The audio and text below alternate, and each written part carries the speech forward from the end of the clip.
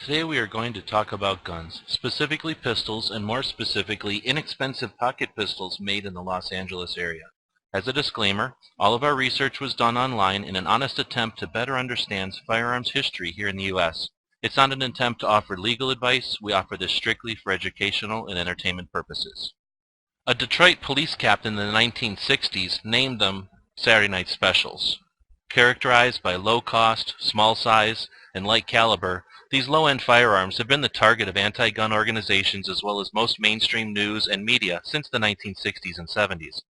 Since these firearms are on the low end of the spectrum, they don't get much respect, attention, or even defense from firearms enthusiasts either. Those early Saturday Night Specials were mostly imported from Europe until importation was halted in 1968. While there were many new U.S.-made Saturday Night Specials being built around the country to fill the demand, far more were made in Los Angeles than anywhere else. An emergency room doctor and anti-gun crusader in the LA area coined the phrase "Ring of Fire" to describe his displeasure about the many firearms manufacturers located within an hour of downtown Los Angeles. Let's take a closer look at these Ring of Fire manufacturers on a map of LA in the order they came to be. At first glance, it seems like a lot of companies, because there are a lot of them, and it may seem a little complicated because many of them have operated from more than one location.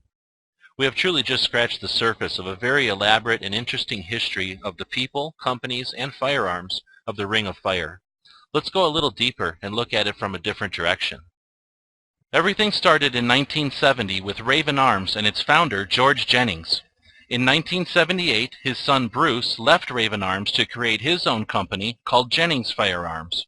Bruce designed a smaller pistol based off his father's Raven P25, but scaled it down for the smaller .22 long rifle. Both companies existed, selling inexpensive firearms without directly competing with each other. Then in 1982, George Jennings' daughter Gail and his office manager at Raven Arms, Jim Davis, who were married, started their own company called Davis Industries. They created another version of the Raven P25, this time scaled up for the .32 ACP and later the .380. They also manufactured some inexpensive Derringers designed by George Jennings. They all built similar pistols, but each company had its own share of the market, and they each sold a lot of firearms. In 1984, the one and only improvement was made to the Raven P25, and the new model, MP25, continued to be the one pistol Raven made until the factory burned down in 1991. The AMT backup was also introduced in 1984. The AMT was always included with the Ring of Fire manufacturers, but was totally independent of Raven Arms, the Jennings family, and they built their firearms differently. In 1987, Jim Davis' brother, John, who had worked at both Raven Arms and Davis Industries, started his own company called Sedco. However, he was not in business very long and was sued by both Jennings and his brother, and he soon went out of business. In 1985, divorce and possible legal issues led George's son Bruce to restructure his business, and Brico Arms was created. In 1988, George Jennings' nephew started Sundance Industries with an upgraded version of his uncle's MP25, this time with a grip safety and a laser sight. In 1989, one of Bruce Jennings' old friends, Jim Waldorf, started Lorson Engineering, which was the first direct competition with the Raven and its hybrids. Jim Waldorf hired Jim Davis's brother John from Sedco.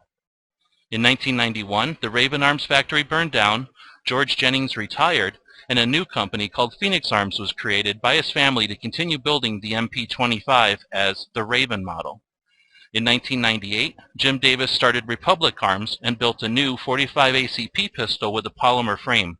Only a few were made, and the company soon went out of business. In 1999, Jim Waldorf started Standard Arms with his first version of a polymer frame pistol, and it did not succeed very well. Later in 2000, he started Talon Industries with another model of a polymer frame.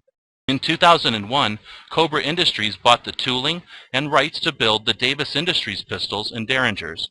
Cobra continues to build them to this day. In 2004, Jimenez Arms was created by Paul Jimenez, who was the general manager of Brico Arms. JA bought the tooling and rights to the Brico Arms, the Jennings line, and still manufactures those to this day.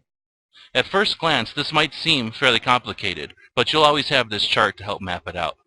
Defending the Saturday Night Special is defending the right to own a non-sporting firearm. We thank you for watching our presentation of this research. Please let us know what you think. Feel free to ask questions, leave comments or concerns. We've referenced our sources at the end of the document. We encourage you to do your own research and share it with others. You can find other information like this on our websites. We thank you for your support. And as always, thank you for watching.